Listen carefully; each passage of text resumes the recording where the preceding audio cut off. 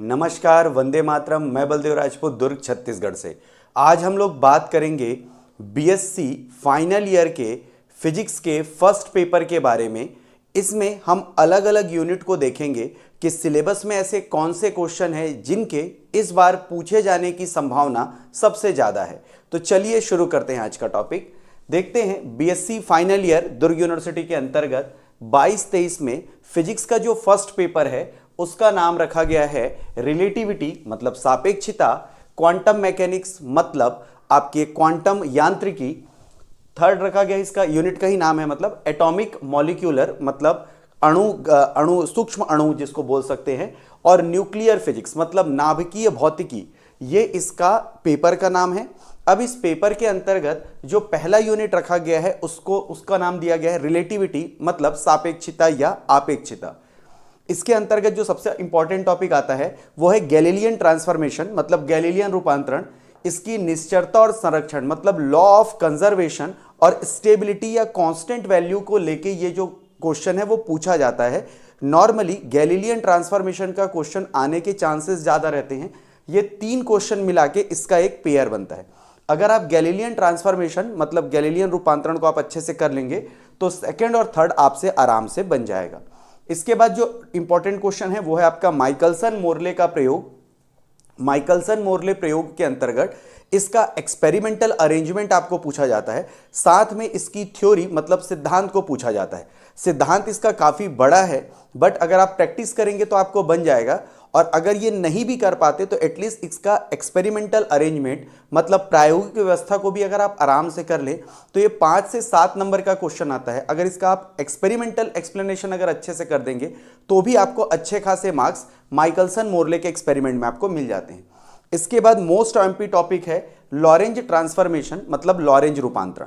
इसका क्वेश्चन आपको मस्ट है। अगर आप रिलेटिविटी पढ़ रहे हैं तो आपको लॉरेंज ट्रांसफॉर्मेशन पढ़ना ही पड़ेगा, क्योंकि इसके बेसिस पे लंबाई संकुचन लेंथ कॉन्स्ट्रक्शन, समय का विस्तार टाइम डायलेशन, वेग के साथ द्रव्यमान में परिवर्तन, मास वेरिएशन ड्यू टू वेलोसिटी मतलब वेलोसिटी की वजह से मास में क्या चेंजेस आते हैं। ये जो 3 क्वेश्चन हैं ये तभी बनेंगे जब आपको लॉरेंज ट्रांसफॉर्मेशन अच्छे से आता हो। तो पहले लॉरेंज ट्रांसफॉर्मेशन को अच्छे से कर लें, उसके बाद उसमें थोड़ा थोड़ा चेंज करके आप ये 3 क्वेश्चन आराम से बना सकते हैं। इसके बाद आगे आते हैं आइंस्टीन का सापेक्षिता सिद्धांत, रिलेटिविटी थ्योरी ऑफ आइंस्टीन। ये बहुत इंपॉर्टेंट क्वेश्चन है और इसी क्वेश्चन से रिलेट करता है द्रव्यमान ऊर्जा समतुल्यता मतलब मास एनर्जी इक्विवेलेंस। तो ये जो दोनों टॉपिक है ये दिखने के लिए 2 अलग अलग टॉपिक हैं बट ये दोनों सेम ही हैं। अगर आप पहला पढ़ लेंगे तो दूसरा इसका जो इक्विवेलेंस रिलेशन है वो बहुत ईजी है। इसके बाद आते हैं संबंध ज्ञात कीजिए या रिलेशन निकालिए। ई स्क्वायर बराबर E square minus P square C square is equal to M not square C to the power 4। इसे एनर्जी मोमेंटम या इनिशियल मास रिलेशन भी कहा जाता है। ये क्वेश्चन काफी बार पूछा गया है। तो अगर मैं बात करूं तो टॉपिक नंबर 4, 5 और 6 एक ही पैटर्न में बनेंगे, और जो रेस्ट मास के लिए मतलब विराम द्रव्यमान के लिए जो क्वेश्चन आते हैं वो नॉर्मली डेफिनेशन आता है। तो अगर अपन इसे अच्छे से प्रिपेयर करना चाहे इस यूनिट को तो सबसे पहले गैलीलियन ट्रांसफॉर्मेशन को समझें, फिर माइकलसन मोरले, फिर लॉरेंज ट्रांसफॉर्मेशन, उसके बाद आइंस्टीन के थ्योरीज को समझें। अगर आपको लॉरेंज बनता होगा तभी ए, बी और सी पॉइंट बनेंगे। अगर आपको इक्विवेलेंस रिलेशन समझ में आएगा तभी ये 2 पॉइंट बनेंगे। तो ये है यूनिट नंबर 1 में। अब देखते हैं कि यूनिट नंबर 2 में आपके लिए क्या क्या रखा गया है। तो चलिए देखते हैं कि फर्स्ट पेपर के सेकेंड यूनिट में आपके लिए क्या रखा गया है। इसको 2 चैप्टर में बांटा गया है। पहले चैप्टर में यूनिट नंबर 2 में सबसे पहले रखा गया है कृष्ण पिंड वर्णक्रम मतलब ब्लैक बॉडी स्पेक्ट्रम। याद रखिएगा, अगर आप ब्लैक बॉडी स्पेक्ट्रम को बहुत अच्छे से पढ़ते हैं तो उस कंडीशन पे आपको कुछ रूल्स आइडेंटिफाई होंगे और इन्हीं रूल को अलग तरीके से पूछा जाता है, स्पेशली इसका स्टेट एंड प्रूफ आता है। तो देखते हैं, इसके अंतर्गत आता है सबसे पहले स्टीफन्स लॉ, उसके बाद आता है विन्स लॉ, फिर आता है रेले जीन्स लॉ, फिर आता है प्लांक्स लॉ। तो अगर आप कृष्ण पिंड वर्णक्रम मतलब ब्लैक बॉडी स्पेक्ट्रम को अच्छे से पढ़ते हैं तो ये 4 जो डेरिवेशन है इसको भी आपको करना पड़ेगा। इन 5 में से किसी एक के आने की संभावना सबसे ज्यादा होती है। इसके बाद देखते हैं प्रकाश विद्युत प्रभाव, फोटो इलेक्ट्रिक इफेक्ट। इसको आपने 12th में या 11th में इसकी थ्योरी पढ़ी होगी। अगर आपको बीएससी का कॉन्सेप्ट याद नहीं हो रहा है तो पुराने कॉन्सेप्ट से भी इसे पढ़ सकते हैं। वहीं काम्पटन प्रभाव, काम्पटन इफेक्ट को यूनिट नंबर 1 में पहले दिया गया था, अभी के सिलेबस में इसे यूनिट नंबर 2 में शो करता है। तो काम्पटन इफेक्ट के बारे में भी आप अच्छे से पढ़ लें, क्योंकि ये दोनों को मिला के किसी एक क्वेश्चन को पूछने की संभावना होती है। वहीं निम्न तापों पर ठोसों की विशिष्ट ऊष्मा, मतलब स्पेसिफिक हीट फॉर सॉलिड्स, और वो भी किसके लिए, लो टेम्परेचर के लिए। ये जो क्वेश्चन है बहुत छोटा सा थ्योरी है, इसके पूछे जाने की संभावना कम है। आप केवल थ्योरी को थोड़ा बहुत पढ़ सकते हैं कि अगर ये 1 नंबर में पूछा जाए तो आप बता सकते हैं। वहीं बोर का परमाणु मॉडल, ये एक इंपॉर्टेंट क्वेश्चन है। बोर के परमाणु मॉडल को आप अच्छे से करें। तो अगर पहले चैप्टर की बात करूं तो कृष्णपिंड वर्णक्रम, मतलब ब्लैक बॉडी स्पेक्ट्रम और इससे रिलेटेड रूल, दूसरा फोटो इलेक्ट्रिक इफेक्ट, तीसरा काम्पटन इफेक्ट, और चौथा बोर परमाणु मॉडल, मतलब बोर एटॉमिक मॉडल, इसको आप कंसीडर कर सकते हैं। इसके बाद देखेंगे जो दूसरा चैप्टर है इसका, उसमें तरंग कण द्वैतवाद का डी ब्रॉगली का समीकरण पूछा गया है। मतलब जो वेव की जो डुअल नेचर होता है उसके बारे में आपको डी ब्रॉगली के प्रिंसिपल देने हैं। डी ब्रॉगली के प्रिंसिपल को अलग अलग कंडीशंस पे बताया गया है, 4 से 5 कंडीशन पे। तो आप इसको डिटेल से पढ़ें क्योंकि ये काफी इंपॉर्टेंट क्वेश्चन है। इसके बाद कला वेग तथा समूह वेग, wave velocity and group velocity, इसको आपने सेकेंड ईयर में जरूर पढ़ा होगा। तो आप चाहें तो इसकी कंडीशन, रिलेशन और अलग अलग कंडीशंस पे इसकी वैल्यू क्या आती हैं उनको सेकेंड ईयर से भी पढ़ सकते हैं, अगर आपने सेकेंड ईयर का आपके पास नोट्स होगा तो। अब उसके बाद आते हैं इसी में अनापेक्षीय मुक्त कण से संबंधित डी ब्रॉगली का तरंग समीकरण।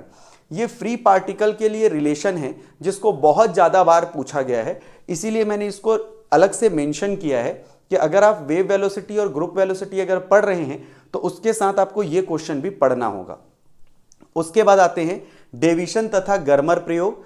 गर्मर या जर्मर अलग अलग टाइप से प्रोनाउंस होता है। इसका एक्सपेरिमेंट, जेपी थॉमसन मेथड, ये दोनों जो है वो प्योर थ्योरी वाले टॉपिक हैं। तो आप इसको बहुत डिटेल से ना पढ़ के अगर आप इनके डायग्राम को अगर आप अच्छे से समझ लेंगे तो भी आपके ये 2 टॉपिक जो है इजिली क्लियर हो जाते हैं। उसके बाद हाइजेनबर्ग का अनसर्टिनिटी प्रिंसिपल, मतलब हाइजेनबर्ग अनसर्टिनिटी प्रिंसिपल और इसके एक्सपेरिमेंट, इसका एक क्वेश्चन आने की पॉसिबिलिटी होती है। और 2 नंबर के क्वेश्चन में या 1 नंबर के क्वेश्चन में सबसे ज्यादा बार पूछे जाने वाला सवाल है कि नाभिक में इलेक्ट्रॉन नहीं होते हैं, मतलब न्यूक्लियाई में कोई भी इलेक्ट्रॉन एग्जिस्ट नहीं करता, ऐसा क्यों होता है। तो अगर मैं आपकी जगह रहूं तो सबसे पहले कृष्णपिंड वर्णक्रम को पहला टॉपिक पढ़ूंगा, उसके बाद दूसरा टॉपिक, फिर ये आपका काम्पटन इफेक्ट तीसरा टॉपिक, और इधर से बोर का परमाणु मॉडल 4 टॉपिक, ये पहले क्लियर करूंगा। जब मेरा ये क्लियर हो जाए तो उसके बाद फर्स्ट, सेकंड, थर्ड और 6 को मैं पहले करूंगा। जब मेरा टाइम इसको कंप्लीट हो जाएगा इनको करके, उसके बाद 4th और 5 का मैं डायग्राम को समझूंगा। और ये 1 नंबर वाले क्वेश्चन को ओरली या फिर थोड़ा बहुत अपन पढ़ के देख सकते हैं कि किस टाइप का अपन उसको सॉल्व कर सकते हैं। तो ये जो पूरा डिटेल है वो यूनिट नंबर 2 का है। अब हम देखते हैं कि यूनिट नंबर 3 में आपके लिए क्या रखा गया है। तो चलिए देखते हैं यूनिट नंबर 3 में आपके लिए क्या क्या है। तो देखेंगे यूनिट नंबर 3 में 2 चैप्टर बनाए गए हैं, जिसमें पहले चैप्टर का जो पहला टॉपिक है वो है श्रोडिंगर तरंग समीकरण, वेव इक्वेशन ऑफ श्रोडिंगर, या श्रोडिंगर वेव इक्वेशन भी इसे कहा जाता है। इसके अंतर्गत 2 क्वेश्चन आते हैं, काल आश्रित, काल अनाश्रित। इसका इंग्लिश मतलब होगा time independent and time dependent.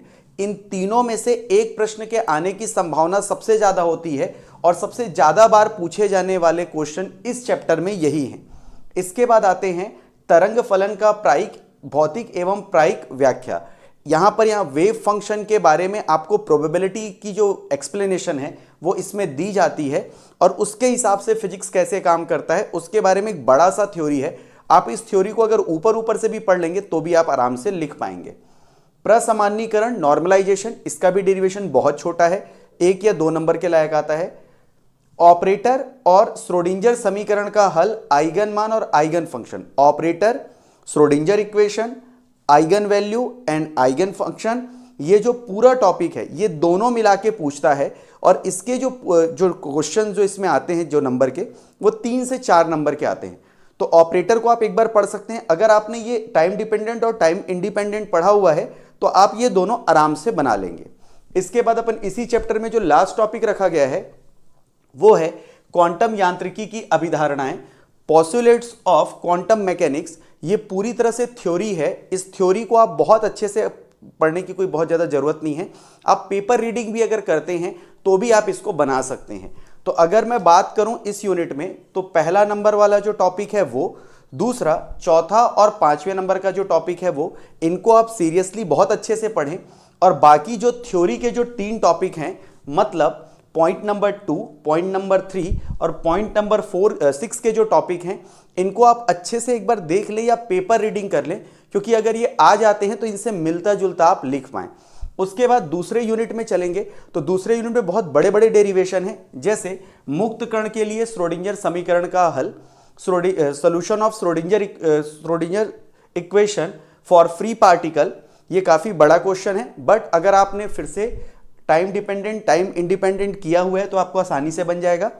एक विमी तथा त्रिविमी बॉक्स में बंद कण के लिए श्रोडिंगर समीकरण का हल, मतलब 1 डायमेंशनल बॉक्स, अगर कोई पार्टिकल 1 डायमेंशनल बॉक्स में है या 3 डायमेंशनल बॉक्स में है तो श्रोडिंगर समीकरण का जो सॉल्यूशन है वो क्या होगा। ये जो 2 क्वेश्चन हैं काफ़ी बड़े हैं, इन दोनों में से किसी एक के आने की पॉसिबिलिटी है। उसके बाद चलते हैं जो 10-10 नंबर के जो क्वेश्चन इस यूनिट से पूछे जाते हैं वो है पोटेंशियल बैरियर, मतलब विभव सोपान, और सरल आवर्ती दोलित्र, मतलब सिंपल हार्मोनिक ऑसिलेटर। और उसी के अंतर्गत ये जीरो पॉइंट करके आता है या जीरो रेस्ट मास के लिए आता है, वो दोनों को आप इसमें ऐड कर सकते हैं। तो यहां पर जो 10 नंबर के अगर क्वेश्चन कभी भी पूछे गए तो आपको 2 ही क्वेश्चन पूछेगा। एक रहेगा आपका पोटेंशियल बैरियर, मतलब विभव सोपान, दूसरा रहेगा सरल आवर्ती दोलित्र, मतलब सिंपल हार्मोनिक ऑसिलेटर। और उसी के अंतर्गत जीरो मास या जीरो रेस्ट मास इसको बोलते हैं, या शून्य बिंदु ऊर्जा, अलग अलग नामों से इसे प्रोनाउंस किया जाता है, तो उसके अंतर्गत ये आता है। तो अगर आपका 5 नंबर का अगर क्वेश्चन पूछा जाएगा तो पहले पॉइंट से, चौथे और 5वें पॉइंट से आएगा। वहीं आपके जो सेकंड चैप्टर है उसमें पहले और दूसरे पॉइंट से जो है वो 5-5 नंबर के क्वेश्चन आएंगे। अगर इसमें 10 नंबर का देता है यूनिवर्सिटी में तो ये 2 क्वेश्चन इतने बड़े हैं कि अगर आप एक को बनाना चालू करें तो लगभग 35 से 40 मिनट लगता है हमको एक क्वेश्चन को सॉल्व करने में। तो ये जो पूरा कॉन्सेप्ट है वो यूनिट नंबर 3 का है। इस वीडियो में मैंने यूनिट नंबर 1, यूनिट नंबर 2 और यूनिट नंबर 3 में कौन कौन से टॉपिक आपको पढ़ने चाहिए इसके बारे में बताया। अब अगले वीडियो में मैं ये बताऊंगा कि यूनिट नंबर 4 और 5 में आपको क्या पढ़ना है। मैं उम्मीद करता हूं कि यह वीडियो आपको पसंद आया होगा। अपने दोस्तों को जो कि बीएससी फाइनल ईयर में इस साल पेपर दे रहे हैं, उनको ज़्यादा से ज़्यादा इस वीडियो को शेयर करें ताकि उनको इस एग्ज़ाम में इस वीडियो का लाभ मिल सके। मैं उम्मीद करता हूं कि इस तरह की वीडियोस देखने के लिए आप मेरे चैनल को सब्सक्राइब करेंगे। तो मिलते हैं अगले वीडियो में, तब तक के लिए जय हिंद, वंदे मातरम।